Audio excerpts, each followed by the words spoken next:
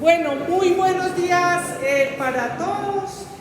Bienvenidos a estas clases que me corresponden a mí. Tengo el inmenso placer de hablar de la parte bioquímica de estas enfermedades. Eso les da a ustedes a veces mucha pereza, pero aquí vamos a verlo con un tinte importante, sobre todo hacia la aplicación, porque todas estas enfermedades son enfermedades que son huérfanas, enfermedades raras. Bien, entonces primero me presento. Mi nombre es Natalia Regina Mesa Herrera, yo soy bioquímica y genetista molecular. En todas las diapositivas está mi información, ya yo les envié a usted, porque no me han enviado toda la lista de ustedes. Yo creo que ya les subieron al Teleeducación estas diapositivas. Sin embargo, yo a veces les hago unos cambios, entonces si les hago cambios se los envío. También les envío el link del video. Estos videos se suben a YouTube, entonces para que ustedes puedan estudiar. Yo soy profesora de aquí de la facultad. Llegué desde 1995, ya soy muy viejita. Soy investigadora independiente, investigo enfermedades huérfanas o enfermedades raras. Y pues parte de lo que vamos a ver acá, ¿cierto? No solamente es toda esa información que está en los libros, en los artículos, sino que es la sumatoria de todo ese aprendizaje que he tenido a través de los pacientes. Entonces, vamos a ver algunas clases. Hoy vamos a ver la bioquímica del eritrocito. Perfecto. Entonces, antes de eso, quiero mencionarles qué literatura pueden escoger, la que ustedes quieran, ¿cierto? Existen muchos libros y textos. Desafortunadamente para la parte de bioquímica es un poquito difícil porque es incompleta, porque tienen muchos errores. Para esta parte de la clase de hoy está muy bien descrito en dos libros. El primero es la hematología clínica de Sanz. El libro está en uno está en Ciudad Universitaria y el otro está acá. No sé si lo conseguirán en internet, en PDF. Y está el libro de Schreiber que nosotros tenemos. Gracias, los invito a que lo revisen. Está como, no traje el marcador, creo. Está como OMBI, ¿cierto? Ustedes entran ahí a la plataforma del sistema de bibliotecas, sí, los dan. Y entonces hay un ítem que es en recursos de información.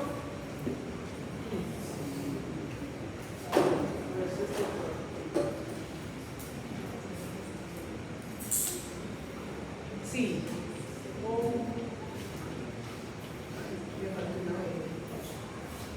OMBIT, ¿cierto? Que es las online. Es el libro de Schreiber de las bases genéticas y moleculares de las enfermedades de origen genético. Enfermedades hereditarias, las bases genéticas y moleculares online. Entonces ahí, y les recomiendo ese libro para que lo revisen cada que ustedes necesiten preparar cualquier clase en cualquiera de todas las materias que van a ver. Ahí está todo espectacular.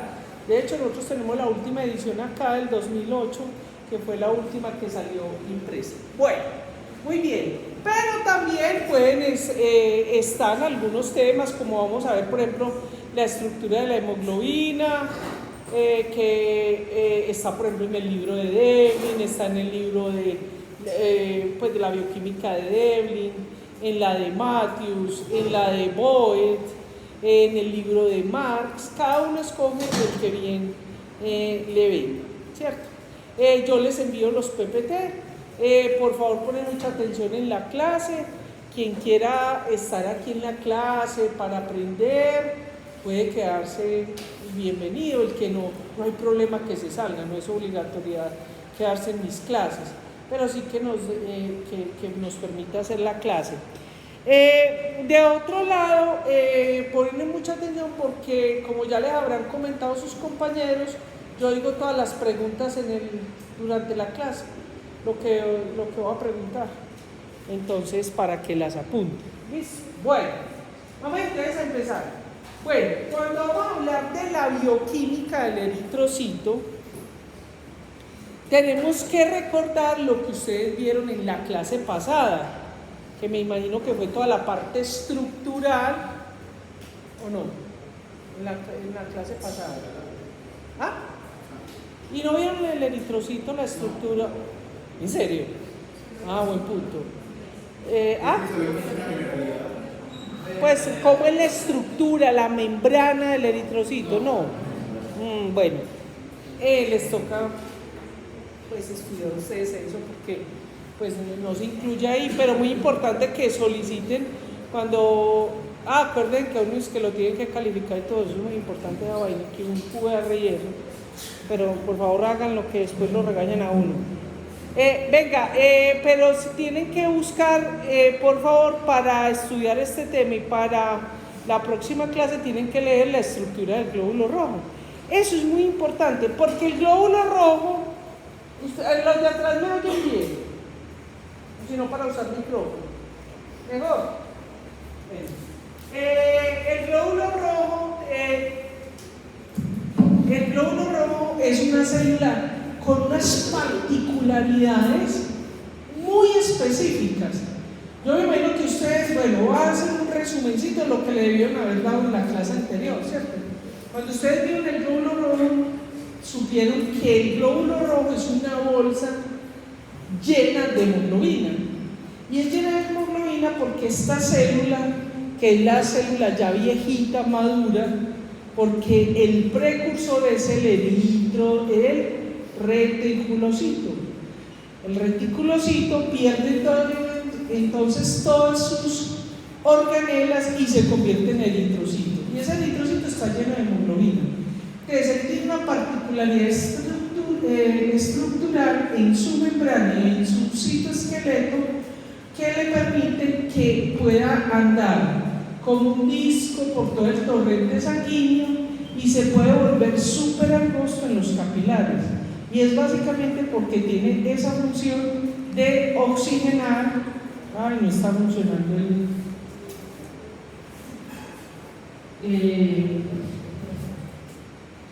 aparatico. El eritrocito tiene esa función de transportar el oxígeno cuando nosotros tomamos el aire, ¿cierto? El oxígeno por los alvéolos pasan los eritrocitos, ¿cierto? Y sale el CO2 que lo eliminamos por la expiración y el oxígeno que tomamos se pega a la hemoglobina y entonces de esa manera oxigena todos los tejidos. Pero resulta que por las particularidades que ya dijimos de esta célula madura, que no contiene organelas, hace que su metabolismo sea muy específico, muy determinado, y es lo que vamos a ver en esta clase de hoy, es el metabolismo del eritrocito. Entonces, lo primero que tenemos que pensar es cuál es la fuente de energía del eritrocito. La única fuente de energía del eritrocito es entonces la glucosa. ¿Por qué? Porque ya no tiene mitocondrias, son las que tienen muy poquitas, no alcanzan, ¿cierto? Entonces esa, como no tiene mitocondrias, entonces necesita hacer una glucólisis anaerobia, ¿cierto? Y esa, primera pregunta del examen, vean la cara, lo pregunto en el examen. La única fuente de energía del eritrocito es la glucosa, que nos va a dar 2 ATP. Ahorita vemos ese ATP. Entonces, fíjense fíjense que el metabolismo lo podemos concluir como un metabolismo reducido. ¿Por qué reducido? Porque ya no van a estar las organelas, ya no tiene núcleo, ya no tiene ribosomas, ya no tiene mitocondrias, peroxisomas, etc. Entonces, obviamente no se va a poder sintetizar proteínas, obviamente no vamos a tener todo ese metabolito intermediario, es decir, el ciclo de Krebs unido a la cadena respiratoria de la fosforilación oxidativa, ¿cierto? Y por lo tanto, la glucólisis que se va a dar es anaeróbica. Eso es lo que vamos a ver seguidamente. Pero además de eso, ¿cierto? Porque recordemos que aquí lo vemos como en un solo momento en una foto, pero es una transición. Es decir, el reticulocito se convierte en eritrocito y van quedando los remanentes de enzimas que van permitiendo que se dé el metabolismo. Entonces, ¿cómo es ese metabolismo reducido? Bioquímicamente, estas son las vías que se van a dar en el eritrocito, que son la glucólisis anaeróbica, ¿cierto? Recuerden que ustedes vieron en el semestre pasado la glucólisis en la vía de Erdmann Meyerhof, ¿cierto? Pero aquí es anaeróbica. Recuerden la diferencia, ahorita la vemos en detalle, ¿cierto? O sea, la glucosa va hasta el piruvato, ya el piruvato se convierte en otros metabolitos para entrar al ciclo de Krebs. Aquí, como no tenemos eso, se tiene que ir hasta la producción de lactato por la lactato deshidrogenasa. Ya lo vamos a ver en detalle. Tenemos una vía o ciclo muy importante que está dentro de las reacciones, es una derivación, también se conoce así como derivación del ciclo de Rapaport-Lewis, donde se va a producir una molécula que la vamos a entender durante estas clases. Hoy del todo no la vamos a entender. Se crea una molécula que se llama el 2,3-DPG. Ese 2,3-DPG tiene un lugarcito donde puede hacer una interacción alostérica, que es la hemoglobina. Eso lo vamos a ver bien. Tenemos las vías de las pentosas. Ustedes saben que la vía de las pentosas es para la producción de... Este es un resumen de todo lo que vamos a ver en detalle ya en el momento. La vía de las pentosas, ¿ustedes la vieron en el semestre pasado? ¿O no? Más o menos. No se preocupen porque generalmente no la dan. Pero es una vía que es muy importante porque ahí es donde se van a sintetizar. Se va a sintetizar la ribosa, que hace parte de los ácidos nucleicos, pero también se van a producir coenzimas reductoras como el NADH, que aquí es muy importante en el glóbulo rojo. De hecho, está en la parte en algunos textos está como en la parte de oxidorreducción, porque ese NADPH se va a interactuar con la producción de glutatión.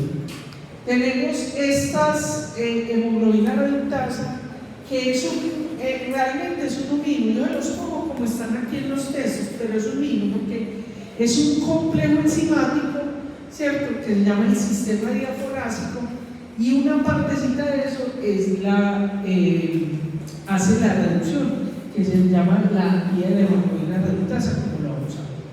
Bueno, como ustedes ya vieron, cuando uno pone, ¿ya vieron el laboratorio? No, pero me imagino que lo van a ver, y entonces cuando uno coge una gota de sangre y la pone, como en el colegio, pronto los que lo vieron, o no sé si en biología de la célula lo vieron, cuando uno pone una gota de sangre en el microscopio, esto es lo que ven, estos son los glóbulos rojos. O sea, ese gráfico que vimos ahorita, que es como un disquito, esto es lo que se ve. Y hay muchas otras formas que ustedes van a ir aprendiendo y que aquí de pronto las vamos a mencionar. Bueno, pero el metabolismo también está integrado a la fisiología del eritrocito, que supongo que también lo vieron en la clase pasada, si no, les toca estudiarse. Esa fisiología es porque está interactuando esos iones, esos compuestos que van a interactuar con la membrana, miren, antes de continuar, lo que acabamos de ver este es dibujito, ¿cierto? Pero lo que acabamos de ver, eso que se ve como blanquito, pues, para que me puedan entender durante las clases, o sea, esta partecita de acá que está como blanca, no es que sea blanca, sino que es como un disco aplanado en el centro, o sea, como está acá en esta gráfica. Entonces, por eso se ve así, bueno, y aquí está pues en tercera dimensión. Bien, entonces resulta que para que se pueda dar eso, ¿cierto? Para que se puedan dar todas esas interacciones necesita iones, ¿cierto? Entonces necesitan las bombas de sodio, de potasio, tiene que tener su calcio, su potasio en una concentración determinada, potasio alto, calcio bajo, ¿cierto? Para mantener esas bombas, que es lo que va a permitir el funcionamiento de la estructura de la membrana celular, que tiene unas proteínas, ¿cierto? Que es lo que se están armando y desarmando, que es lo que permiten que la célula no sea rígida. Por ejemplo, nosotros tenemos una célula rígida, que es la piel, ¿cierto? La piel, o le voy a poner un ejemplo más drástico, por ejemplo, en las hojas verdes, y es que no coge una hoja y se quiebra, porque esas células tienen pared celular, no tienen membrana celular, sino pared celular.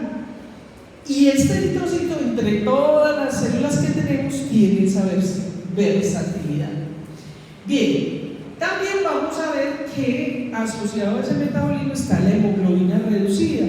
¿Por qué? Y eso lo vamos a ver durante esta clase, cuando veamos la hemoglobina y todas las partes de esa hemoglobina.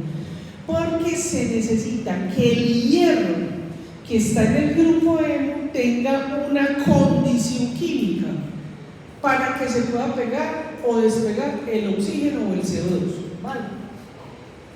Y obviamente, como la célula está, entre comillas, en un estado de estrés, ¿cierto? Porque ya no tiene organelas, entonces se van a producir muchos ROS, que es la sigla en inglés de especies reactivas del oxígeno, como el peróxido de hidrógeno. Entonces se necesita, la evolución desarrolló un mecanismo para evitar eso, y eso se hace a través del sistema diaforásico y del sistema decantativo. Bueno, vamos entonces aquí, este dibujito que yo les traigo, no creo que yo me lo inventé. Este es que yo copié, pero para que fuera más bonito para ustedes, le puse colorcito y esas cosas. Yo no sé mucho de eso, pero yo ahí más o menos. Del libro de Sanz, este es la gráfica del libro de la hematología de Sanz. Ya lo miraron, si está en acceso a internet, es el librito. Si no le toca sacar fotocopia. Entonces, ese es el dibujito que está ahí. ¿Cómo vamos a ver? Esta es la sistemática, chicos. Ay, se me olvidó una cosa que no les dije, vamos a preguntar esto. Apunte pues. Yo a ver si hoy voy a estar más serio, que yo soy muy madura, soy muy reticulocítica y muy descachada, soy súper descachada, ustedes tienen que reír que yo soy la persona. Bueno, esta parte de aquí de los iones, me voy a preguntar, ¿listo? Bueno, esto ya lo hemos pasado, nos faltó una. Esto es muy importante. Entonces, esto también lo vamos a preguntar, ¿cierto? En conclusión, podemos decir, ¿qué podemos concluir de todas las reacciones que a usted les da tanta pereza? Como nosotros los profesores de bioquímica y de química somos tan malos, por eso a ustedes le cogen pereza todo esto. Pero no, muchachos, eso es muy fácil y muy sencillo. Si uno se pega a las cositas más elementales, seguramente que va a poder entender. Entonces, el metabolismo del eritrocito, la bioquímica del eritrocito está totalmente conectada con esa función que tiene de unión, transporte y liberación del oxígeno y del CO2, aunque se pueden pegar otras como vamos a ver más adelante. ¿Listo? Bien. También es muy importante, antes de empezar, una de las razones por las que usted como futuro médico, en cualquiera de sus especialidades, en especial en las especialidades de urgencias, tiene que tener en cuenta, es porque si ustedes recuerdan lo que enseñaron sus profesores de endocrinología y metabolismo, que es bioquímica, ustedes recuerdan por qué es tan importante. Voy a hacer esta pregunta, alguien me lo responde. ¿Por qué es tan importante? Y me dicen si entienden la pregunta, porque puede ser que no lo entiendan. La homeostasis calórica representada en glucosa. ¿Por qué? Pero voy a decir, puede parecer cristiano. A ver, ¿por qué usted tiene que tener un rango de glucosa? Porque usted tiene que tener entre 70 y 100 miligramos por decilitro de glucosa y no de otros compuestos. A ver, ¿ah? Eso es cierto, pero no contesta la pregunta. ¿Por qué? ¿Ah? Me encantó. Usted va por ahí, va por buen camino. Usted también ganó punticos conmigo, no crea. Muy bien por lo que él dice. ¿Saben qué es el término homeostasis?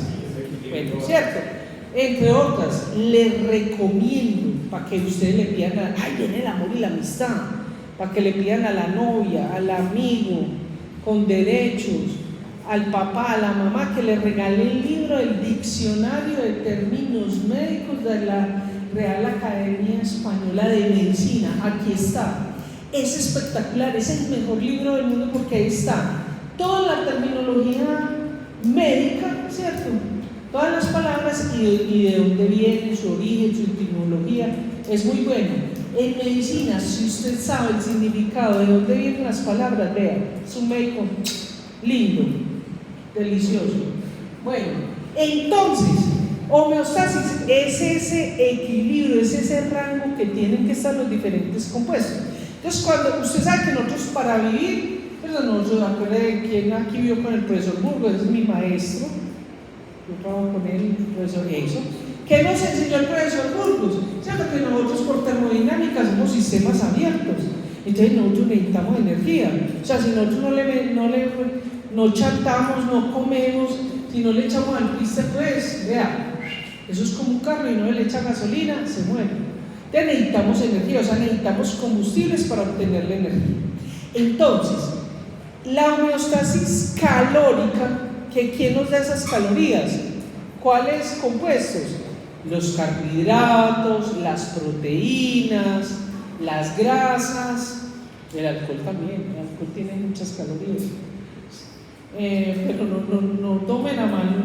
Vean pues porque ahí queda la grabación. Yo quiero que después no digan, ahora como es todo tan difícil, que hay una profesora que promueve los vicios, el pecado y todo lo insalubre, rico, delicioso. Eso sí es verdad, pero hay que tener cuidado con el alcohol, ¿cierto? Sí, porque el alcohol tiene, pues puede presentar muchas patologías y muchos de sus pacientes van a ser así. Pero entonces, si ves que yo muy inmadura, ya estoy hablando de otra cosa, qué vergüenza, pero yo sí soy así, no sé.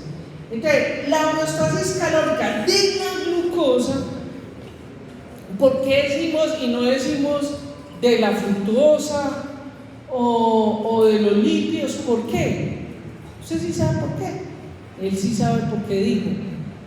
Por el sistema nervioso. Sí, él tiene toda la razón. Es porque hay algunas células y tejidos que son dependientes de glucosa.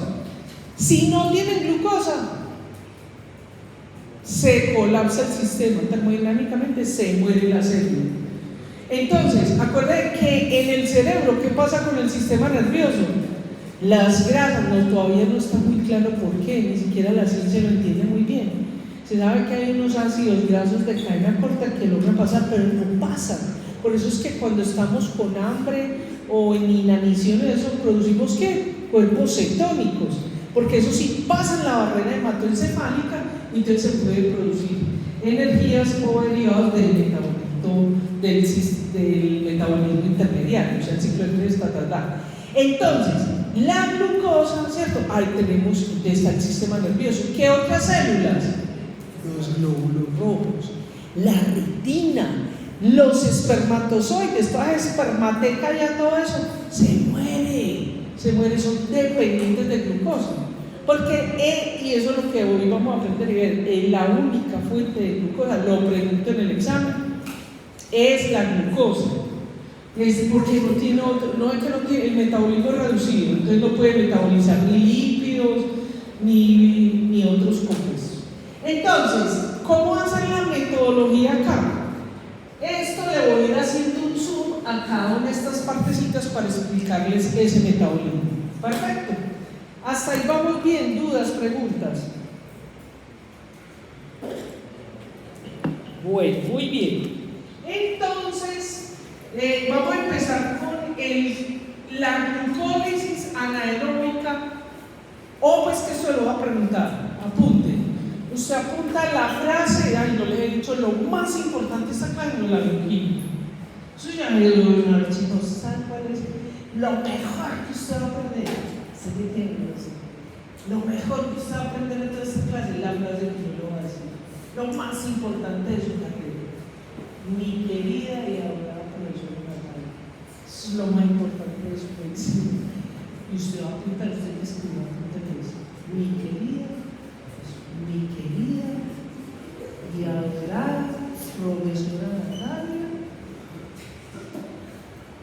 me va a preguntar. Muy bien, voy a ver si le pongo un puntico en el examen. Mentira, no me dejan los otros compañeros. Me lanzan allá el profesor. Eso, linda. Entonces, mi querida profesora Natalia les va a preguntar eso. Vea, de todo eso que pasa, la glucosa, usted le enseñaron que se va hasta acá y por ahí se va a qué? Hacia producir metabolitos que van a ciclo de Krebs. Eso no lo vamos a ver, no me interesa, aquí no hay mitocondrias. Esta es la diapositiva clave. Apréndela y usted no estudie nada más. Usted busca ahí y tacha. Por ejemplo, aquí, tacha eso y ya gana el examen.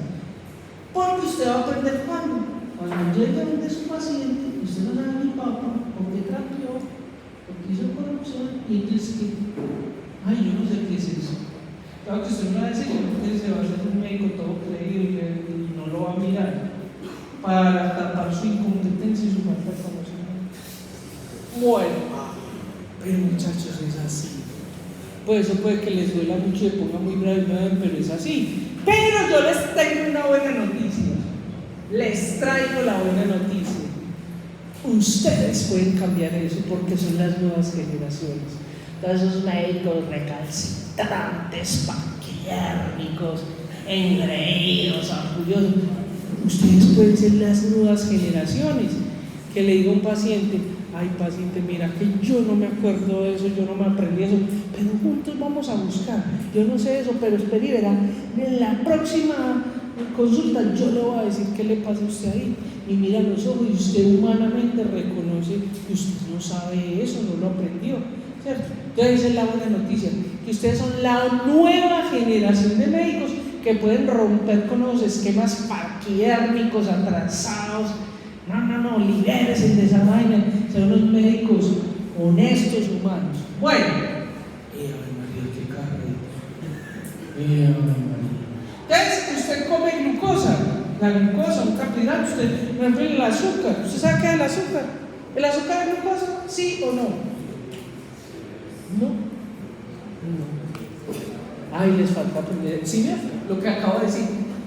El azúcar no es glucosa, es sacarosa.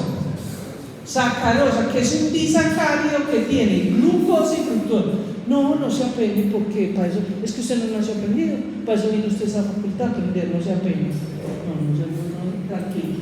Bueno, entonces la glucosa usted la consume, ¿cierto? Y entra, ojo pues aquí lo que voy a preguntar en el examen.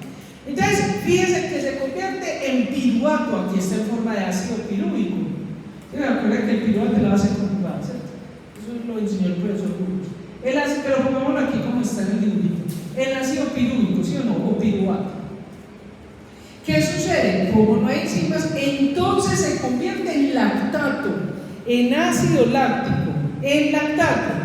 ¿Cómo se hace? A través de una enzima que se llama la lactato deshidrogenasa. Entonces aquí voy a enseñar la clave para que usted estudie esos temas conmigo.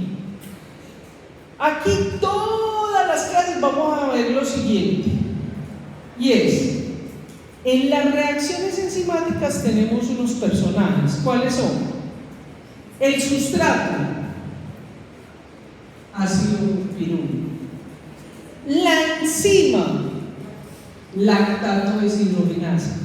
El cofactor o coenzima, NADH. Y el producto, ácido láctico. Todo lo que vamos a ver tiene eso.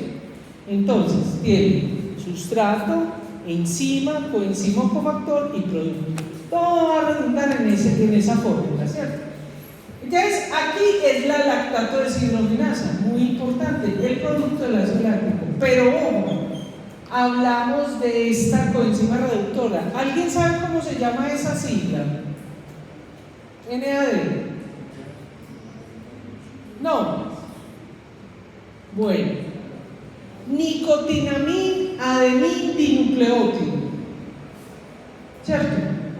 Entonces usted, como buen médico, ya usted es casi médico, ya dentro de como 10 semestres ya es médico, usted a su paciente que cree que tiene deficiencia, le falta que tenga más nicotinamida adenin dinucleótido, ¿qué vitamina le va a mandar? Pues, a mí no me dejan llamar Natalia, no vitamina, porque soy fanática de las vitaminas, vean, ahí les doy la clave para que sean un médico, vean, y tengan así cola de pacientes. ¿Por qué? Con las vitaminas son muy baratas, esos que hacen ahí cositas en los semáforos, un sobre, averigua a ver si lo que, a ver niño, usted ahí en internet a ver si lo que yo es verdad, un sobre de tiamina vale 1.000 pesos, que es la vitamina B1, 1.000 pesos, eso con una dietica de ventana le dan 1.000 pesos para el sobrecito de tiamina, y vean, se le quita una cantidad de manifestaciones clínicas. ¿Cuánto vale? Oiga, 2.000, un sobrecito, pero ¿en dónde? ¿En Cruz Verde o qué? Mira, María, fue tan cara. ¿Pero en la caja o el sobre? Debe ser la caja, es muy barato. Bueno, bueno, sí. Ay, mira, ya está doble. ¿2.000 qué? Bueno, listo. Bueno, pero entonces, ¿cuál es la vitamina que usted le va a mandar para que produzca esta coenzima? No sabe vitamina. ¿Vitamina B2? No, B2 es riboflavina. B3, niacina. Muy importante, acuérdense que la niacina, la deficiencia de niacina que produce. No importa que lo sepa, me dice, no sé, pero ojalá que vea la enfermedad de las 4 Ds, ¿cuál es? Diarrea, demencia, dermatitis y de muerte o defunción. Es la enfermedad de las 4 D, la deficiencia de niacina. Y resulta, porque ustedes saben qué son las vitaminas, o tampoco. A mí no me importa, vamos a aprender. Las vitaminas, por eso se llama vitaminas, son aminas que son esenciales para la vida. Sin las vitaminas la vida es incompatible. ¿Por qué? Porque las vitaminas son la materia prima, los precursores para producir coenzimas y cofactores. Este es el caso. Esta coenzima que se llama NADH más nicotinamida adenin dinucleótido, ¿qué es lo que está haciendo? Está transportando, ¿cierto? Ese hidrógeno, que miren que la molécula es exactamente igual.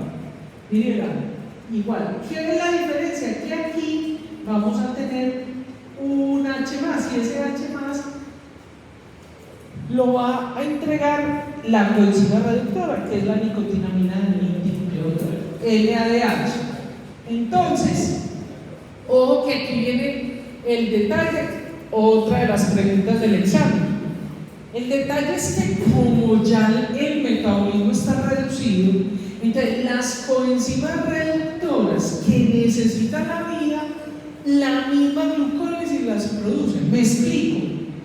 El NADH que viene de esta reacción de acá, ahorita la vemos más en detalle, es decir, cuando pasa de gliceraldehído 3-fosfato, que quiere decir esa molécula de 3 carbonos que tiene en el carbono 3 un fosfato, pasa a tener 2 fosfatos en la posición 1, así, en la posición 1 y en la 3. Entonces, cuando se hace esta reacción, se produce la coenzima NADH. Ese NADH lo utiliza la lactato deshidrogenasa. Y es muy importante porque al funcionar así queda como nada. Es decir, para que se pueda ser utilizada por esta reacción. Vamos a verlo en la siguiente para que les quede un poquito más claro. Veamos acá. Entonces, aquí esta reacción en la producción de gliceraldehído 3-fosfato o 1,3-bifosfato o difosfato necesita la coenzima NAD para producir NADH, que es la que vamos a utilizar acá. Bueno, también después de que veamos esto en la vía de Erdmann-Meyerhof o de la glucólisis anaerobia, se llama anaerobia porque no se queda en piruvato, sino que va hasta lactato. Entonces vamos a ver la vía o la derivación del rapamorlube, que es el tema después de este segundo. Entonces, cuando nosotros vemos, bueno, hay otra cosa que quiero mencionarles. Nosotros cuando vemos esta vía, recordemos que la vía entra con una molécula de 6 carbonos, ¿cierto? Y luego se divide en 2 moléculas, cada una de 3 gliceraldehído 3-fosfato y dihidroacetona fosfato, ¿cierto? Y entonces cuando empieza el ciclo, para poder partir esa glucosa se hace una inversión, que es lo que llama el estado de inversión. Eso no lo va a preguntar en el examen, pero es para que usted lo recuerde, ¿cierto? Ahí se invierte ATP. Pero como después vamos a producir ATP y va a ser por 2 moléculas, porque esta dihidroacetona fosfato se convierte en gliceraldehído fosfato.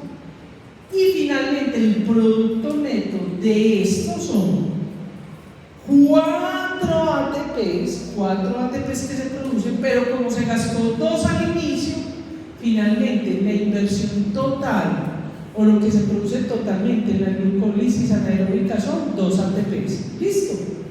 Bueno, también quiero mostrarles de esta diapositiva que recuerden cuando ustedes vieron que tenemos la glucólisis, que es convertir la glucosa en piruvato o lactato, pero tenían la gluconeogénesis, ¿cierto?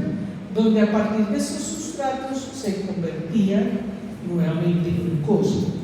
Entonces, ¿qué pasa? Todas estas reacciones son bidireccionales, o sea, que la misma enzima sirve para los dos, en los dos sentidos, pero hay unas que no, y esas son las exoquinasas, la fosfofructoquinasa y la piruvatoquinasa. Esas enzimas se convierten en las vías de regulación de la glucólisis.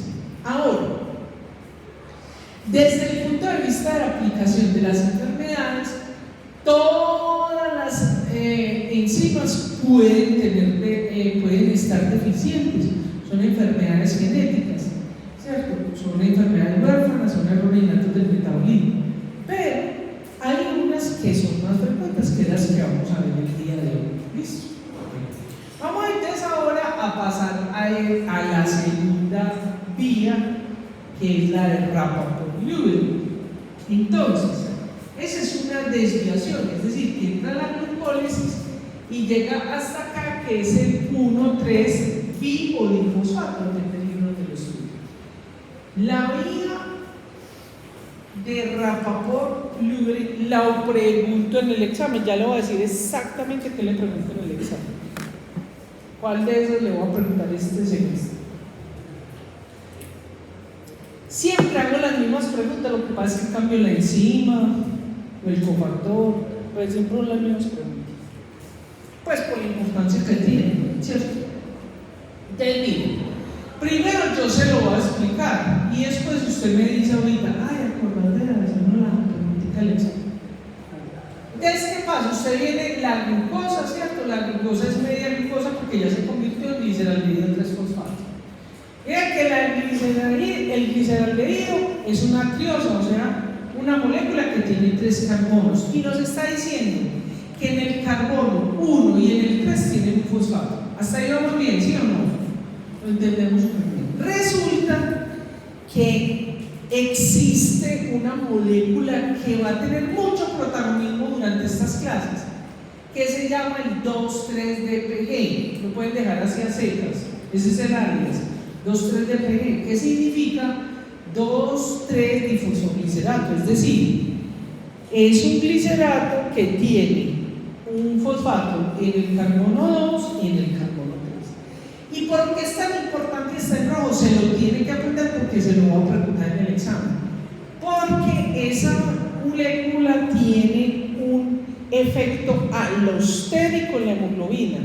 ¿Qué significa eso en palabras coloquiales? Que hace un cambio a la estructura de la hemoglobina y eso hace que libere el oxígeno, que se le pegue o libere el oxígeno. Entonces eso es muy importante. Le voy a poner un ejemplo para que lo voy a repetir varias veces en estas clases. Por ejemplo, cuando usted se va para el Nevado del Ruiz, o los que van a los montes Himalaya o a los Everest, es decir, suben en altura, ¿cierto? ¿Qué le pasa a uno cuando está en altura? Le da el soroche, ¿cierto?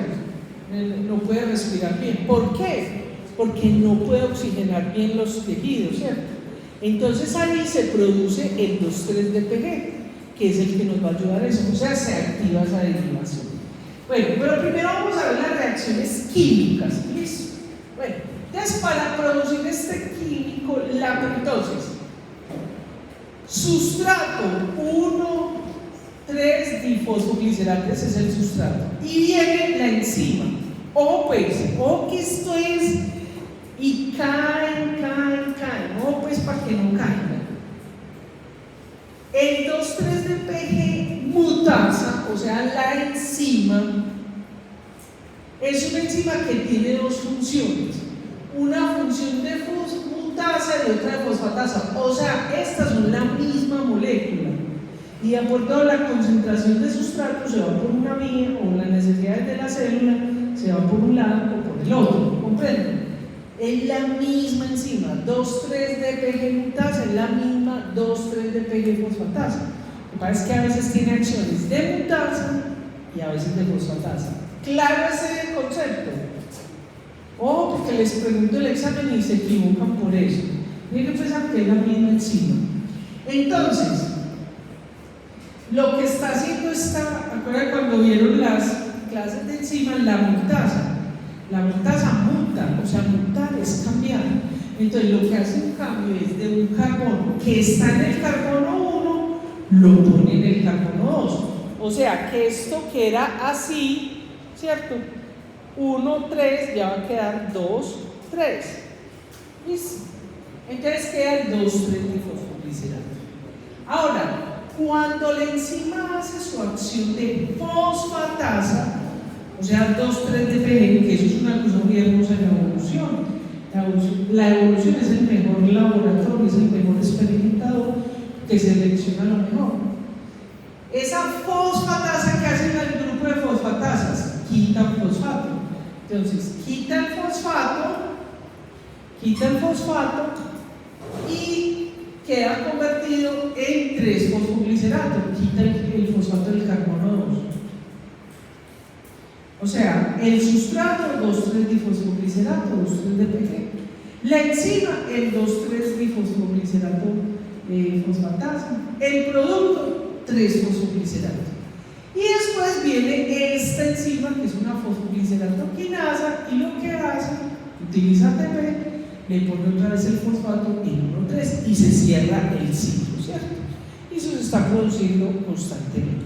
¿Alguna duda hasta ahí? Entonces, ¿qué va a preguntar yo? Pregunto sobre el 2,3-DPG y le pregunto alguna de estas enzimas. Entonces yo le digo, la que produce el 2,3-dimencial. Para la producción de 3-fosfoglicerdato a partir de 2,3 se necesita, y yo le pongo estas opciones, estas tres, y usted escoge fosfatasa. Así es la pregunta. Bueno, vamos a hablar entonces ahora, vale, protagonismo al 2,3-DPG. Ojo que voy a hablar tanto en esta clase como en la parte de hemoglobina. Aquí van a entender un poquito, hay cosas que le van a quedar muy enredadas, usted va a decir, ¿cómo así? Yo no entiendo, pero tranquilo, porque eso lo vamos a ir despejando. Entonces, ¿qué es lo importante de la molécula, el 2,3-DPG?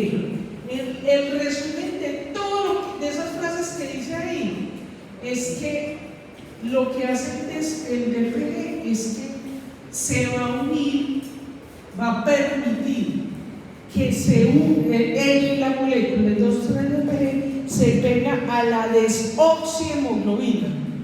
Miren, desoxihemoglobina, ahorita después vamos a conocer cuáles son los diferentes tipos de hemoglobina. La desoxihemoglobina es la que no tiene oxígeno, ¿cierto? Entonces eso va a hacer que, pero eso no es como las foticos o como están en los libros, sino que va entrando la molécula y va saliendo. Entonces, la medida que va entrando y saliendo hace que cambie la estructura de la hemoglobina por tensa o relajada, y eso va a permitir que haya liberación del oxígeno. Por eso es un efector alostérico de la hemoglobina. Lo pregunto en el examen. Bueno, después vamos a ver más detalles cuando veamos la estructura, vamos a ver algunas particularidades. Recordemos que estamos aquí, lo que acabamos de ver aquí fue el ciclo de Rafa-Folino. ¿Listo? Bien, ahora vamos a pasar entonces a la vía de las pentosas, que es esta partecita de acá. Entonces, la vía de las pentosas está acoplada. Recuerden que en el metabolismo, en la biología, en la química, nada está separado, sino que todo está relacionado, en punto articulado. Entonces, la vía de las pentosas que están por acá está relacionada con el metabolismo del glutatión, que es el que vemos allí. ¿Listo? Muy bien. Entonces, vamos a ver la vía de las pentosas. La vía de las pentosas, entonces, usted vio, este es un clásico, ¿sí o no? Reconoce la figura, es el de Leninger, una de las Biblias de los bioquímicos, ¿cierto? Entonces, acuérdense que la vía de las glucosas, de las pentosas fosfatos, ¿cierto? Se llama así porque aquí básicamente van a ocurrir dos cosas muy importantes, y es la producción de la ribosa 5-fosfato. ¿Recuerdan ese carbohidrato o no? Ese carbohidrato es muy importante porque lo que hablamos todos los días y que ustedes lo van a ver todos los días en su profesión, que es el material genético, o sea, el DNA y el RNA. El DNA o el ADN es el ácido desoxirribonucleico y el RNA es el ácido ribonucleico. Entonces, ese nucleótido está compuesto ¿por qué? Por la base nitrogenada, ¿cuáles son? Adenina, guanina, citosina, ¿cierto? Uracinas de la RNA. Está el fosfato, ¿cierto? Tiene un fosfato y tiene un azúcar, y ese azúcar es la ribosa. ¿Dónde se produce esa ribosa? Nosotros tenemos en la célula la fábrica de esa ribosa, y es la vía de las pentosas fosfatos. Por eso, la vía de las pentosas fosfatos está relacionada con la producción de nucleótidos, ¿cierto? De las unidades del material genético y coenzimas, ¿cierto? ¿Cuáles coenzimas?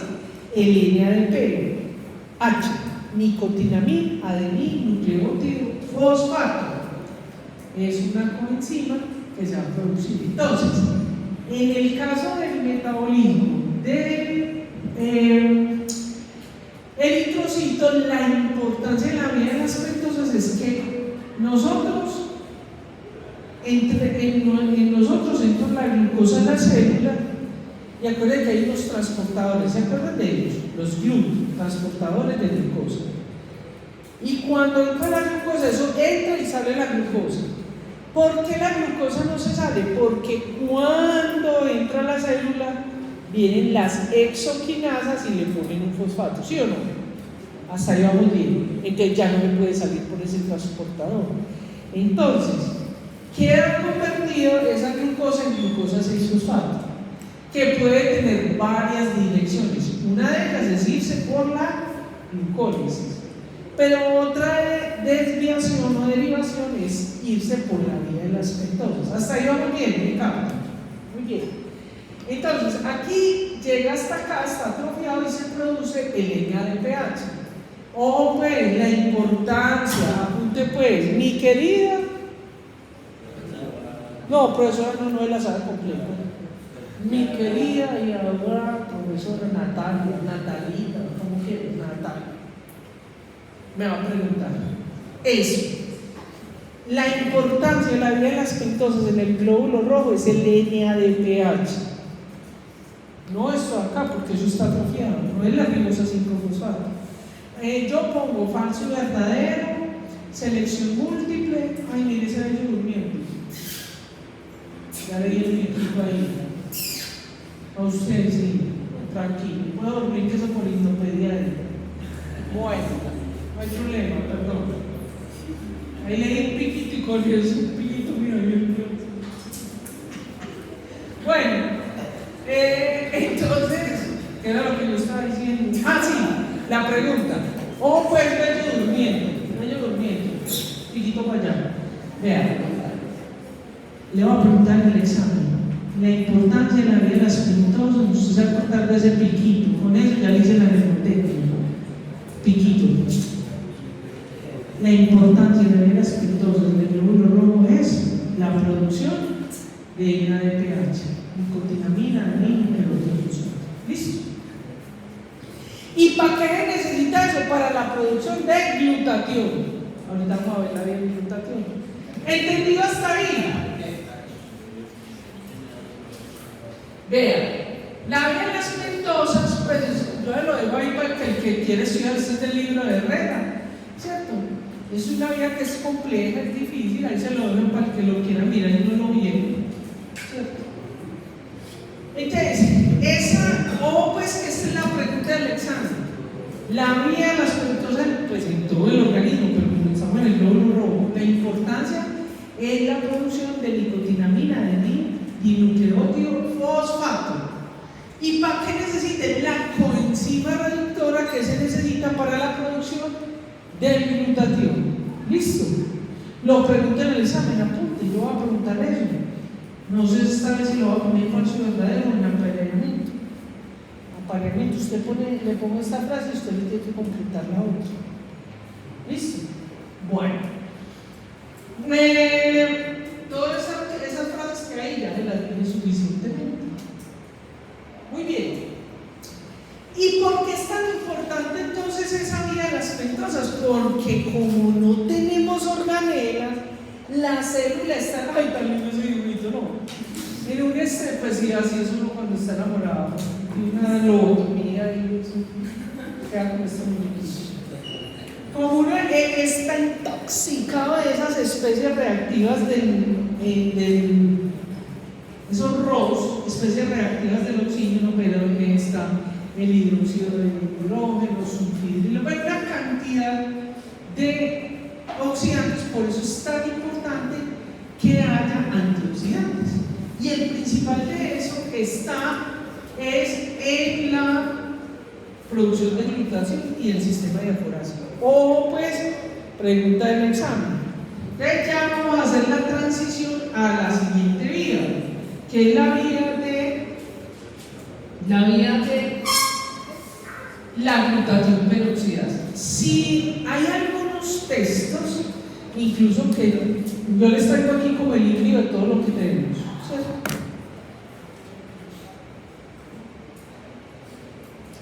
El libro de todo lo que tenemos. Hay algunos textos que tienen como un capítulo, una partecita en el litrocito que llama enzimas antioxidantes o sistema de oxidorreducción del glóbulo rojo, dependiendo de usted estudie. Entonces resulta que ya vimos que ya entendieron qué significa esto, ¿cierto? ROS. Esa es la sigla en inglés, especies reactivas del oxígeno, ¿cierto? Entonces nosotros tenemos una serie de compuestos. Cuando nosotros tenemos, en todas las células está eso, hay muchos, pero en especial está la nitrogenosidad, hay una cantidad, ¿cierto? Pero, ¿qué pasa? Que en el glóbulo rojo, ¿cierto? Esas enzimas ya no se producen, no se sintetizan. Entonces, como catalasa, superóxido de mutasa, todo ese tipo de cosas, y por eso coge relevancia la glutaperoxidasa, ¿cierto? Que es la que nos va a liberar de esas especies reactivas del oxígeno. Entonces, mírenlo acá. Esta es una figurita de un libro. Ay, el semestre pasado me lo preguntaron, se me olvidó volver a poner el nombre del autor. Que es un libro pequeñito que hay así, como este tamaño, de bioquímica, muy bueno, de ahí saqué el dibujito. Entonces, bien que vimos lo de la glucosa por la glucólisis, vamos por acá, de la glucosa 6-fosfato en la vía de las pentosas, se va a producir el NADPH. Y esto que vamos a ver acá es la vía del glutatión, este es GSH, es glutatión, y aquí vamos a ver también el sistema de la diafragma. Entonces miremos cómo, vamos a verlo separadito. Aquí hicimos un zoom al metabolismo óxido reductor. Entonces, normalmente empezamos de arriba para abajo, pero pues como los trajimos del dibujito, vamos a hacerlo aquí al contrario, ¿cierto? Entonces, pues que es pregunta del examen y pregunta internacional, lo preguntan en los exámenes para pasar a especialidades, ¿cierto? Aquí en Colombia no, pero en otros países sí. ¿Qué es el glutatión? El glutatión es un trímero que está compuesto por 3 aminoácidos. Esos aminoácidos son la cisteína, el ácido glutámico y la glicina. Nosotros tenemos la fábrica para producir glutatión. Yo estoy seguro que muchos de ustedes, a ver aquí quién está así como musculoso y eso, muchos de ustedes lo deben conocer porque el glutatión es uno de los productos que venden en los gimnasios. El glutatión, como un potente antioxidante. ¿Ese que venden en los gimnasios? Sí. No, el glutamato es un aminoácido, ¿cierto? Glutamato, o ácido glutamato, ¿cierto? No me preocupe, no importa que digan errores, no tengan pena, me encanta que participen. Bueno, entonces, sí. Cisteína, ácido glutámico y glicina. Ese es el trímero. Está compuesto por 3. Eso los que vayan a ir para afuera frente a examen les preguntan eso. Sobre todo si se van para Alemania o Inglaterra. En los exámenes preguntan eso, la bioquímica. Yo me formé allá, yo me formé en Alemania. Sí. No importa, aquí todo se puede.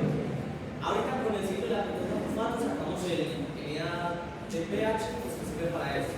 Pero ¿qué pasa con la ribosa? Pues si no hay organelles que utilicen esa ribosa para sintetizar. No llega hasta allá, porque, o sea, en el instante que le estoy mostrando yo ya está maduro. O sea, ya no hay organelas, entonces no se puede producir. Como no hay organelas, entonces no se produce no hay núcleo, entonces no hay información genética. Entonces, nada, se muere la célula, dura 120 días hasta que se acota totalmente y se vuelve como un crenocito. ¿Ya saben qué es un crenocito? Un crenocito es el glóbulo rojo como la cabecita de Lisa Simpson, así con espiculitas. Así es un crenocito, ya se muere. ¿Y dónde es el entierro del cementerio de los glóbulos rojos? En el vaso, ¿cierto? Entonces, ya se muere la célula. Solo 120 días dura el remanente de esa célula, de lo que se produjo cuando había organelas. Ya ahí está sin organelas. Ya hay funciones a partir de la glucosa. Entonces, nosotros tenemos la fábrica fábrica de producir glutatión. Yo les voy a explicar cómo se hace y le voy a decir que lo van a preguntar de ahí. Le van a preguntar lo del trímer. Entonces, recuerden que, ustedes se acuerdan que vieron los aminoácidos, ¿sí o no? En el trímer. Nosotros tenemos muchos aminoácidos, ¿cierto? Pero hay 20 que tienen código genético, ¿cierto? Y esos 20 ustedes los vieron, yo no sé cómo se los enseñaron, pero hay unos que son ácidos, como el ácido glutámico o el ácido aspartico, ¿cierto? Hay unos que son azufrados, ¿como quién? Como por ejemplo la metionina o en este caso la cisteína. Hay uno, el más elemental de todo, que es la glicina. Es tan elemental y tan abundante que es un neurotransmisor en nosotros, ¿cierto? Entonces, lo que vamos a hacer es que vamos a ir formando ese trío. Entonces,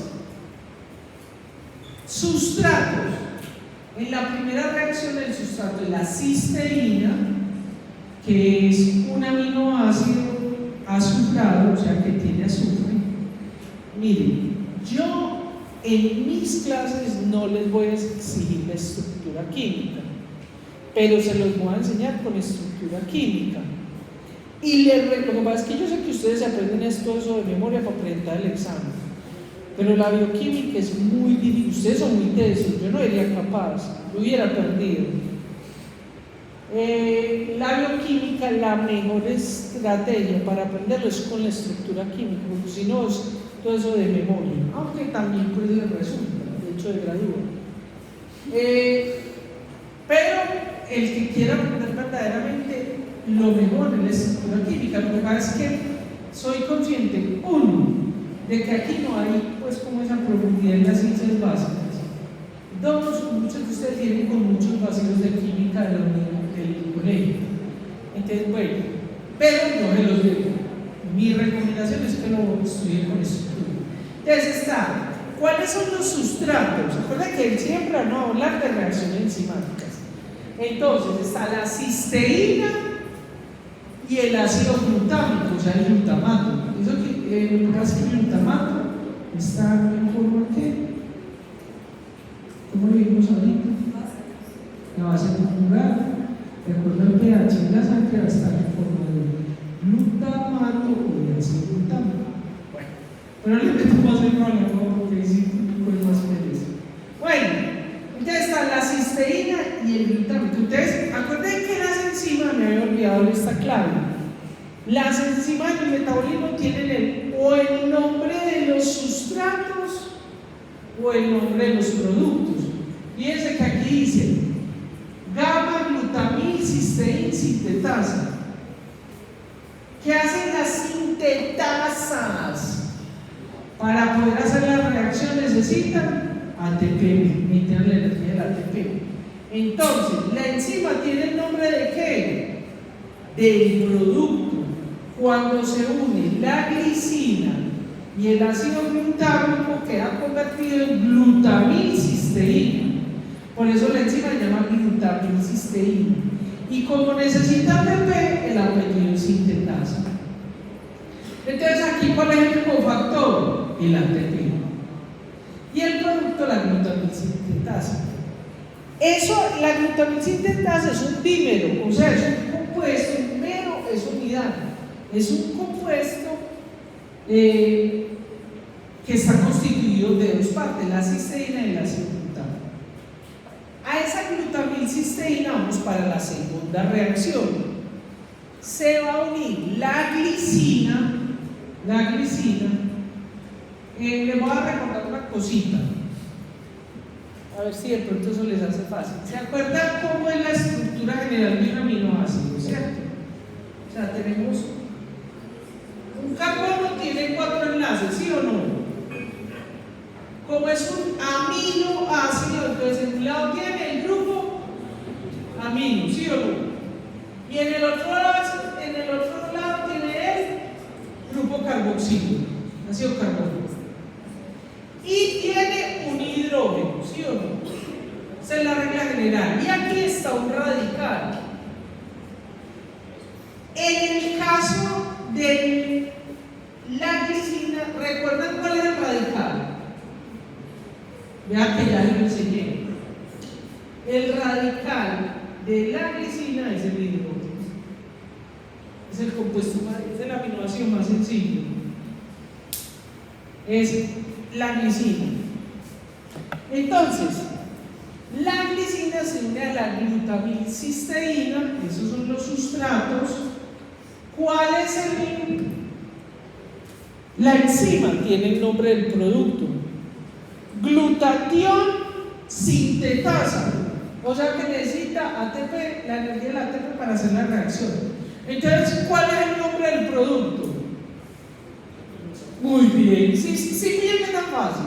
Miren, aquí no es difícil. Glutatión sintetasa. Aquí usted ve que los productos son glicina y glutamilcisteína. O sea que sí, ahí ya usted sabe el nombre del producto glutatión. Muy bien. Esta es la representación, o que lo pregunten en el examen. El GSH es el glutatión. ¿Por qué se llama GSH? Porque SH es un sulfidrilo y vimos que había ahí entre ellos un aminoácido que era ¿qué?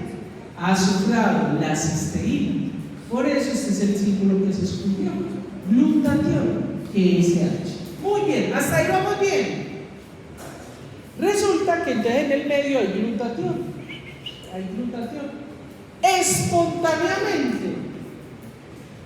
Espontáneamente, como vamos a ver en la siguiente gráfica, se une ese glutatión y hace un puente. ¿Cómo se llamará ese puente entre dos sulfidrilos? Puentes disulfuro, exactamente. Se unen los dos azufres, hace un puente disulfuro espontáneamente. Entonces, cuando se unen espontáneamente, libera estos dos hidrógenos y convierte este compuesto, que ¿cómo se llama? ¿Cómo se llamaría? Invéntenselo a ver si es capaz de deducirlo. Ahí se lo dejo de tarea mientras vamos a la otra diapositiva. Es para demostrar que uno puede deducir, por deducción puede, es glutatión y 2. Ahí me estoy soplando casi, ¿sí o no? Ahorita lo miro. Entonces, el azúcar lo va a pasar pues porque ya lo ahí, lindo, me encanta. Eso sí me fascina a mí. ¿Sí o no? Mira aquí lo vamos a analizar acá. Por eso digo que con estructura es mejor. Tenemos el ácido glutámico, el glutamato que usted lo llamó, la cisteína y la glicina, ¿cierto?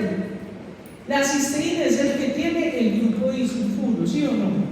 Entonces ellos espontáneamente, de acuerdo a la cantidad que haya, se unen y forma el glutatión disulfuro o disúlfido, como lo quieran llamar, depende del libro. Hay otros que dicen di. Es un glutatión que tiene dos azufres. ¿Sí ven que sí se podía deducir? Pues yo les dije que liberaron, no es no es el sulfidrilo, porque se liberaron dos hidrogeniones, ¿cierto? Se unió, entonces hay un disulfuro, ¿cierto? Muy bien, glutatión, disulfuro. Vamos otra vez para arriba. Entonces, ese glutatión resulta que es, hasta ahí vamos bien, ¿sí o no? Este glutatión disulfuro, entonces, es el sustrato para una enzima que se llama la reductasa. O sea, tiene que reducirlo porque necesitamos es mucho glutatión, no lo necesitamos en esta forma, ¿cierto?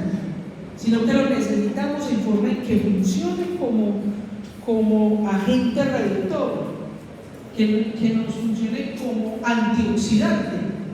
Entonces, viene una enzima que es una glutatión reductasa. Y si decimos reductasa, implícitamente estamos diciendo que necesita coenzimas reductosas. Las reductasas siempre necesitan coenzimas reductoras. En este caso, la NADPH, nicotinamina dinucleótido fosfato. Entonces, viene y separa estos dos, ¿cierto? En realidad, estrictamente hablando, se producirían dos glutationes. También se le llama glutatión reducido, ¿cierto? Porque la reductasa lo redujo, ¿cierto? Le puso un H, le puso un hidrógeno. ¿Y por qué es tan importante ese glutatión? Vamos para la cuarta reacción. Resulta que el glutatión, que puede venir por este origen o por este, cuando produce el trímero, en presencia de peróxido de hidrógeno, que se produce mucho en esta célula, en todas las células, pero en especial en esta célula, por su metabolismo reducido. Entonces, el peróxido de hidrógeno, ¿se acuerda con lo que uno le echa? Eso que no echamos en el pelo. Yo me despinto el pelo. Oye, ya estoy aquí canosa, pero también me despinto. Uno le echa peróxido de hidrógeno. Ese peróxido de hidrógeno, ¿cuáles son los sustratos ahí? El glutatión y el peróxido de hidrógeno. Entonces, ¿cómo se llama la enzima? El acto que va a hacer con el nombre del sustrato. Glutatión peroxidasa tiene el nombre del sustrato. Glutatión y la acción es la peroxidasa. ¿Cuál? Sí.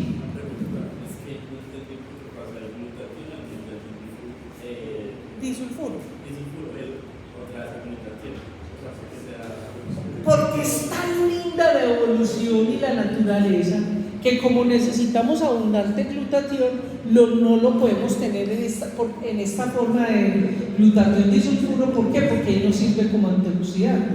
De la naturaleza creó una enzima que lo convirtiera en forma reducida, o sea, de glutatión, para que pueda funcionar como antioxidante.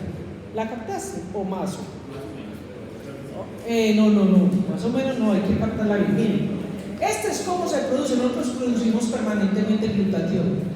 ¿De qué va a depender? Como vamos buena carnita, aminoácidos, proteína, pues. Entonces nosotros producimos glutatión, pero ¿qué pasa?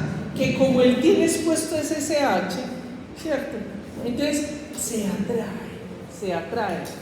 Y al atraerse se une el CH de una molécula y de la otra, como lo vemos acá, y forma el glutatión disulfuro, ¿cierto? O disulfuro, pues. ¿Sí? Pero así no nos funciona como agente antioxidante. Entonces hay una enzima que lo que nos va a convertir es ese glutatión disulfuro en glutatión. Ahora sí, muy bien. Y así, pues aquí lo ponemos en dibujito, que es el que se volvió en forma reducida, pero también puede ser de acá que se produzca, que actúe. Entonces, en presencia de peróxido de hidrógeno, o sea, H2O2, ¿cierto? La glutatión peroxidasa, ¿cierto? Pero necesita tener glutatión, si no hay, no puede hacer la acción.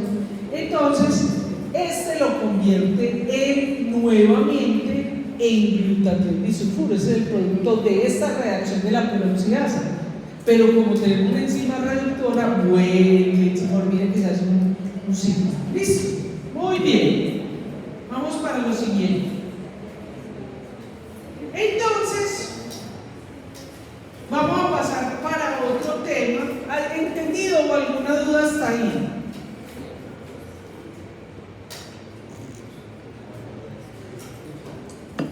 Entonces, vamos a pasar a otro que también en algunos textos está como el sistema, está catalogado dentro del sistema oxidorreductor.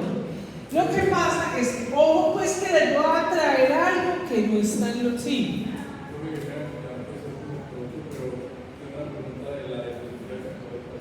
No, con mucho gusto. Para eso estamos.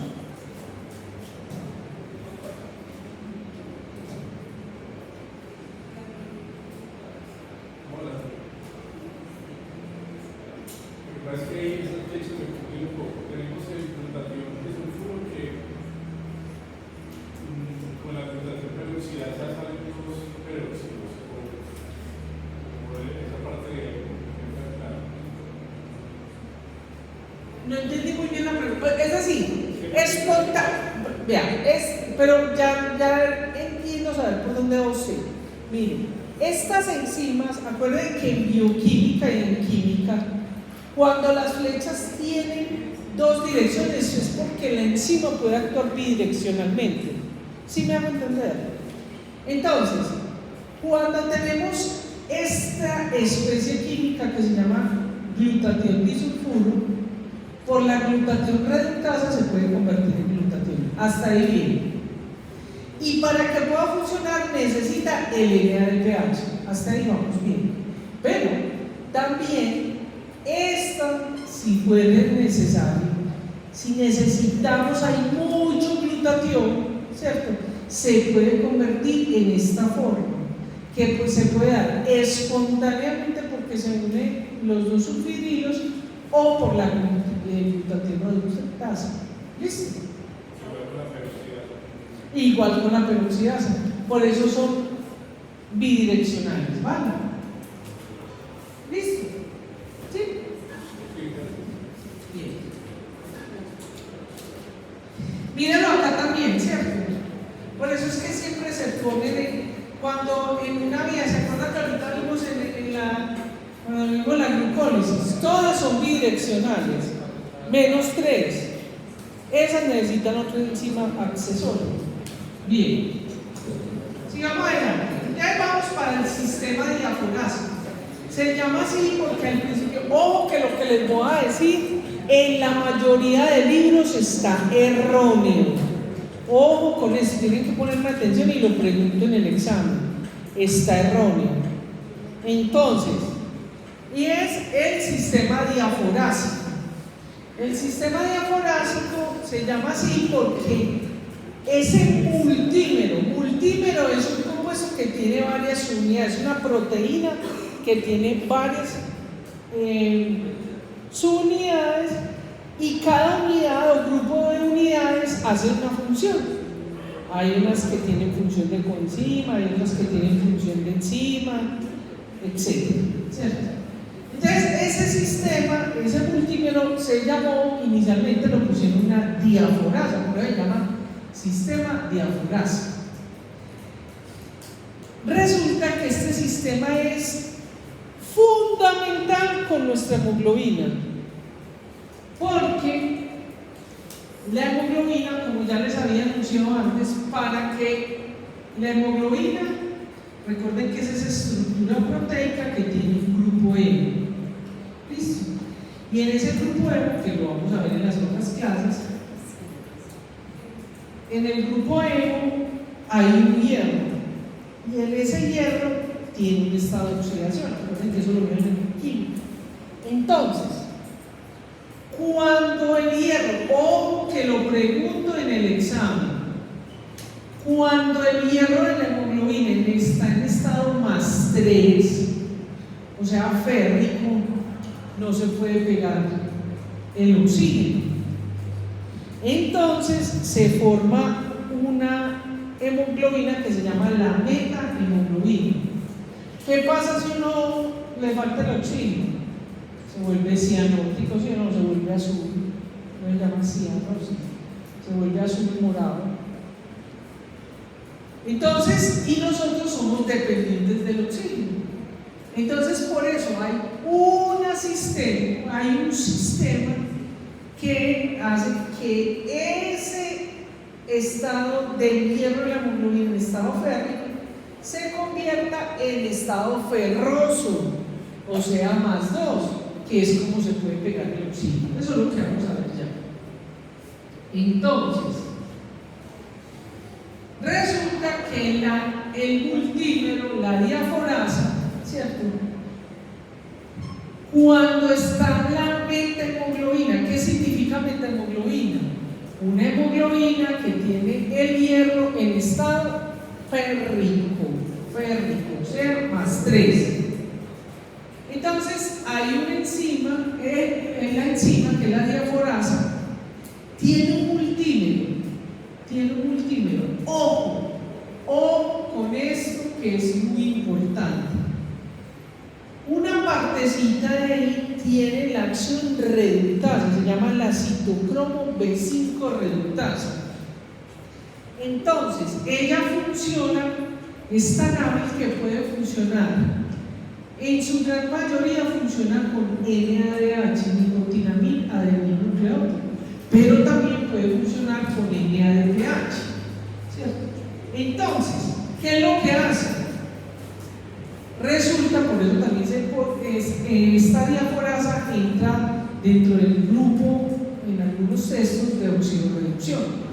Entonces, ¿qué pasa? Nosotros vamos a tener agentes oxidantes, esas especies reactivas del oxígeno van a producir cargas que se van a pegar, y entonces cuando tenemos esos compuestos oxidantes, ¿cierto?, convierten la hemoglobina más 2, o sea, ferrosa, oso, eso es de la nomenclatura química, de química orgánica, el estado ferroso más 2, se convierte, tiene una carga de masa y se convierte en férrico. Lo pregunto en el examen, apunte, queridísima y adorada estudiante. Mira, y usted, esa no tiene para hacerla con el dedito. Claro, sino que, uy, no, que mal, que feo.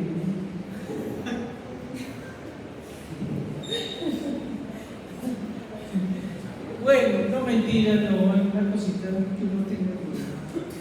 Eso con teclado, muy bien. Pues yo pregunto, pero pone todo completo, mi querida adorada profesora, me va a preguntar eso. Entonces, tenemos antioxidantes. ¿Cuáles son todos los antioxidantes? Todas las cosas maravillosas, venenosas y pecaminosas que comemos, ¿cierto? Todas las deliciosas porquerías, o sea, la comida chatarra, el estrés, la falta de ejercicio, el plástico, la contaminación, todo eso produce el cigarrillo, las drogas, todo lo que es humo, el alcohol, todo eso produce agentes oxidantes. El bifenol que está en el teflón de las ollas, etc. Otras enfermedades. Entonces, el estado ferroso, que es donde se pega el oxígeno, más 2 se convierte en férrico, y cuando está más 3, o sea, férrico, es methemoglobina. Lo pregunto en el examen. Entonces, viene la diaforasa, específicamente la partecita que es la citocromo B5 reductasa, y convierte ese férrico en ferroso y utiliza coenzima reductora. O lo que le voy a poner que, esta figurita es del libro de Matthews, se las voy a explicar porque algunos estudian de acá y se confunden. De ahí nosotros tenemos la glucólisis, ya vimos que anaeróbica y va hasta lactato. También vimos que está la derivación de rapapoluro. Listo. Y aquí está el NADH que utiliza, que también viene de esa glucólisis, que va a actuar en esa diaforasa. Entonces, la hemoglobina está en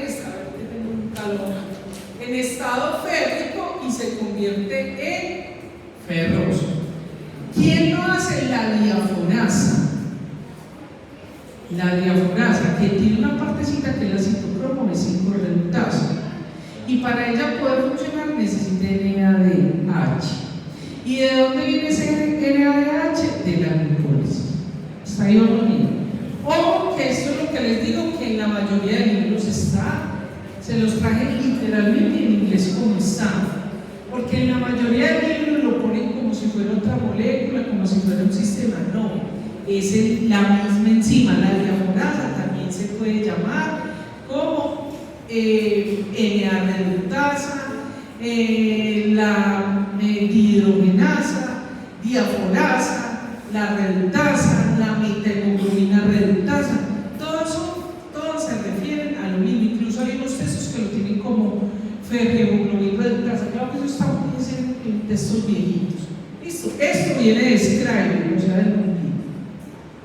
Bueno.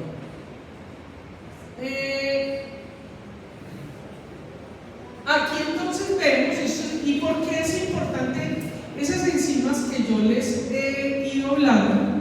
las vamos que son importantes porque la deficiencia de esas enzimas produce enfermedades. ¿Listo? Muy bien. Entonces, hay otra parte del metabolismo, a la pregunta que hicieron por ahí, muy reducida, está casi que atrofiada, que es el metabolismo de nucleótidos. El metabolismo de nucleótidos quedan algunas enzimas remanentes y está sobre todo direccionado hacia la producción de ATP. Específicamente, de todo el metabolismo de nucleótidos está sobre esta parte que es a partir de inosina se produce adenosina. Recuerden que la adenosina es el nucleósido, o sea, la base nitrogenada más la ribosa.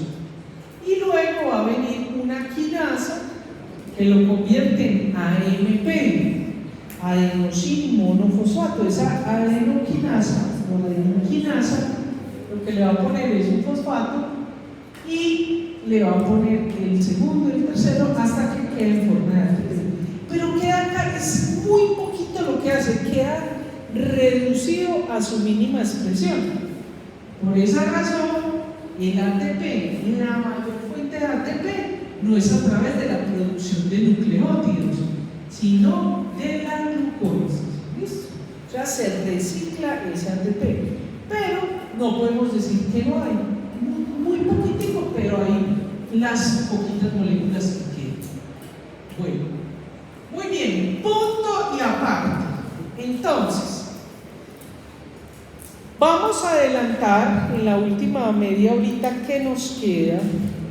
Vamos a adelantar, si lo alcanzamos a ver todo, pues excelente. Pero vamos a adelantar lo que más les gusta a ustedes de estas clases, que es la parte de la aplicación en bioquímica. Resulta que el grupo de enfermedades que ocurren en el metabolismo, casi todas, solo hay una excepción que tiene que ver con la estructura, que es la de la hepatocitosis.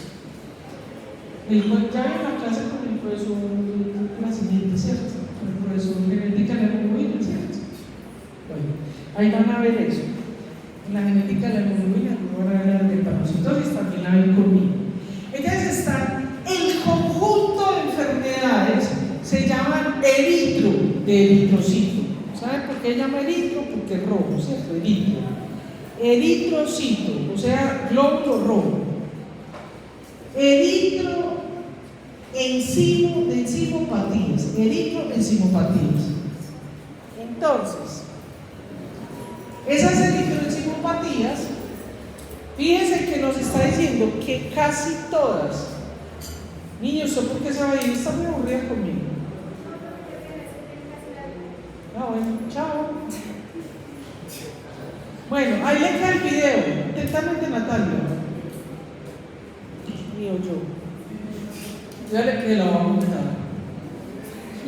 Bueno, entonces, la eritroenzimopatía, fíjense que nos está diciendo que la mayoría, casi todas las enfermedades del glóbulo rojo están relacionadas con deficiencia de enzimas. Entonces, ¿qué características tienen esas eritroenzimopatías? Son enfermedades huérfanas o raras, no son frecuentes. Son enfermedades que son errores innatos del metabolismo. ¿Por qué? Porque son enfermedades que tienen que ver con el metabolismo y que se heredan de padres a hijos. Y tercero, esas enfermedades, en su gran mayoría, por las características de enfermedad de Wolfram, no tienen tratamiento específico. Bueno, entonces, obviamente, como tiene que ver con enzimas, pues tiene que ver con las enzimas de los metabolismos que vimos. Sin embargo, la gran mayoría de esas enfermedades son rarísimas. Solo vamos a ver las más frecuentes y las que están en nuestro medio. Aquí está este artículo que ya es un clásico, pero que nos están indicando cuáles son esas enzimas. Ahí está, por ejemplo, las de la glicólisis, la del metabolismo de los nucleótidos, la de la glutatión, todas esas. Fíjense que todas ellas, miren que la herencia, y eso es muy importante, la mayoría de estas enfermedades todas son de genética mendeliana. ¿Qué quiere decir eso? Que se necesita característica del papá, característica de la mamá para que se presente la enfermedad en las diferentes formas, o dominante, o sea que puede ser o el papá o de la mamá, o autosómica recesiva, o sea que mitad de papá y de mamá, o ligada al X, o sea que va en el X el pecado, ¿cierto? Y en cualquiera de esas formas. Bueno, entonces, pues, apunte con el dedito, yo no sé con qué, pero apunte, porque esto lo pregunto en el examen. Usted, como médico general y en el primer abordamiento como futuro médico hematólogo, esto es lo que va a encontrar en las enfermedades, en los pacientes. El paciente hizo el diagnóstico que usted va a hacer, hasta que le llegue ya o la enzima deficiente y se la manda a hacer, o la prueba genética, ¿cierto? Que se lo digo. Pero ojo que se lo pregunto en el examen y le pongo un caso clínico y usted tiene que elegir esta, es el punto bueno, donde diga anemia hemolítica no esferocítica hereditaria congénita, tache ese, que esa es la respuesta.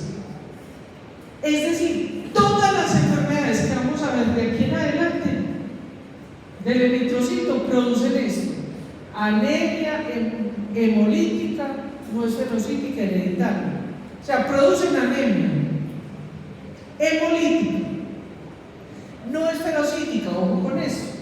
Entonces, ustedes van a ir viendo en su carrera, creo que en este curso, van a ver y les van a mostrar las diferentes formas. Hay una forma de hacer la que llaman esferocítica, cuando está muy grande, esa partecita blanca, ¿cierto?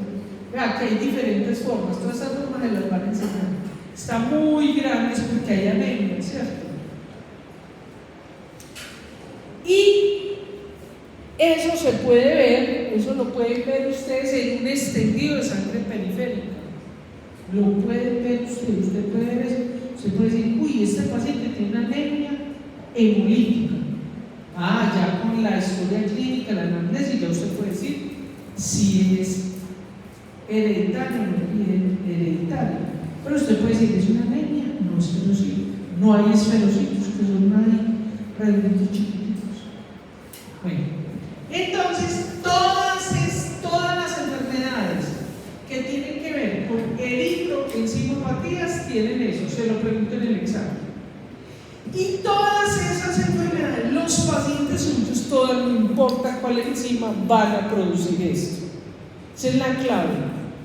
Usted va a ser un médico general, muy poquitos de aquí o ninguno va a ser hematólogo. ¿Alguno tiene la proyección de ser hematólogo? No, por ahora no está muy chiquito, ¿cierto? Pero muy poquitos de aquí van a ser hematólogos. Pero usted se va a enfrentar con esto todos los días de su vida clínica. Los que trabajan en consulta interna, externa, en urgencias. En urgencias se encuentra mucho esto. En medicina interna, en hospitalización, van a encontrar eso. ¿Y qué es lo que van a encontrar? Esto es lo que usted va a encontrar en sus pacientes. Eso es un niño colombiano. Como el dibujito, pues si eso no está tan bueno, pues usted lo ve allá, ¿cierto?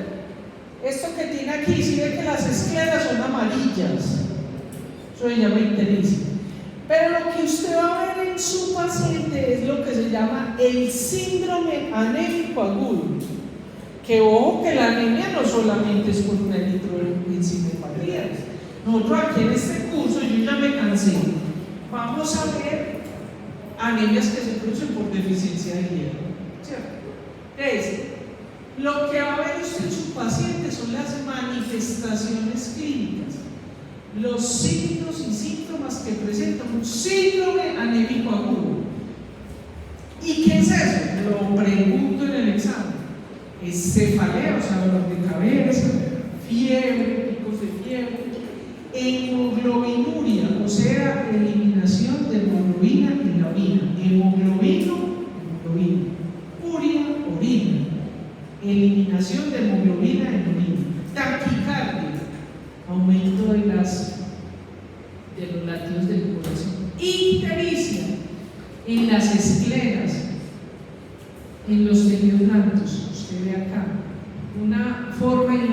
usted puede determinar si no está amarillito. Usted le hunde a su paciente, le hunde el dedito 5 segundos. Eso ya lo he enseñado, ¿no? Bueno, me lo van a enseñar. Usted le hunde 5 segunditos en el carrillo, esto se llama el carrillo, ¿cierto? Se le hunde y suelta, entonces él ahí mismo se quema. Si eso le queda blanco, ojo, que puede ser una mina. ¿Y por qué le enseño esto? Porque usted va a estudiar o va a hacer prueba por allá en un laboratorio. Pero para eso usted va a ser un médico súper bien. Lo pregunto en el examen. El síndrome de anemia, todos los pacientes, no importa la eritroencefalopatía, tienen una anemia hemolítica, esferocítica, hereditaria, congénita. ¿Por qué pongo congénita o hereditaria? Porque hay algunos países como España que no utilizan hereditaria sino congénita, y hay otros hereditarios como los latinoamericanos. Bien, ¿cuál es el tratamiento para estas enzimopatías? No hay. Hasta el momento no existe. No tenemos tratamiento para eso específico. ¿Qué quiere decir? Es tratamiento paliativo. ¿Qué quiere decir eso? Que le da fiebre, antipirético. Que le da dolor de cabeza, analgésico. Que está anémico, una transfusión. ¿Cierto? Y así, ¿qué para la ictericia? Bueno, si hay mucha hemoglobina, pues le hacen una diálisis. Pero eso no le va a curar la enfermedad. Entonces vamos a empezar a ver las eritroencefalopatías. Tengo una serie. Vamos a ver rápidamente las eritroencefalopatías. ¿Las vamos a ver todas? No. De estas, ¿cuál es la más frecuente? Las dos enfermedades más frecuentes de los carbohidratos, de las encefalopatías, son la piruvato-quinasa, o sea, esta, y la glucosa 6-fosfato deshidrogenasa. Entonces, aquí, a partir de este momento, yo le voy a presentar las más frecuentes, no todas, porque primero no tenemos el espacio y segundo, porque no son tan frecuentes. Yo voy a pasar rápidamente, ustedes ya pueden detallarlo en casa con las diapositivas, pero la deficiencia exoquinasa es muy importante, no es tan frecuente como la piruvato-quinasa, pero es muy importante porque recuerden que esa es la primera enzima que se encuentra en la glucólisis. Entonces, cuando está dañada esa exoquinasa, ¿cierto? Pues obviamente va a producir el problema en la vida y va a producir entonces nuestra anemia hemolítica, no esferocítica, hereditaria. Fíjense que es autosómica recesiva. Y ahí tenemos eso. Entonces, ¿qué es lo que se va a producir? Mire, a partir de ahora, todas las diapositivas son iguales, porque todas producen lo mismo. ¿Qué producen? Ese síndrome. ¿Qué producen? Anemia hemolítica, no esferocítica, hereditaria. Todos producen eso. Por dicho, ya podemos terminar la clase, ustedes ya saben eso. Pero de todas maneras, vamos a ver unas cositas ahí, porque yo les he hecho alguna que otro contigo. ¿Qué manifestaciones va a tener? ¿Qué va a ver usted en su paciente? El síndrome anémico agudo. O, ¿cómo se hace el diagnóstico de estas enfermedades? Se hace midiendo la actividad enzimática. Entonces, en nuestro país, la mayoría de enzimas no se pueden medir porque no está a disposición. ¿Cuáles se pueden medir? La piruvato-quinasa y la glucosa fosfato 6-deshidrogenasa. Esas las tenemos en nuestro laboratorio. Entonces, ¿cómo se está diagnosticando esto en nuestro país en estos momentos? Por pruebas genéticas. Ojo con eso, que estamos teniendo muchos falsos negativos. ¿Por qué? Porque no tenemos nuestras variantes genéticas en las bases de datos internacionales. Y las nuevas tecnologías es la unión de la parte de biología o genética molecular más bioinformática. Entonces, por esa razón, no sean falsos negativos. Pero si usted tiene el síndrome anémico, usted tiene esa anemia hemolítica Igual, ¿por qué es importante saber la enzima y por qué es importante usted caracterizar a su paciente? Porque ese paciente pues tiene padres, tiene hermanos, incluso ellos se pueden reproducir normalmente. Entonces hay que tenerlo en cuenta para los familiares. Bien, tenemos entonces la glucosa fosfato isomerasa, que pues, tiene, casi que yo no conozco ni un paciente con eso acá, ¿cierto?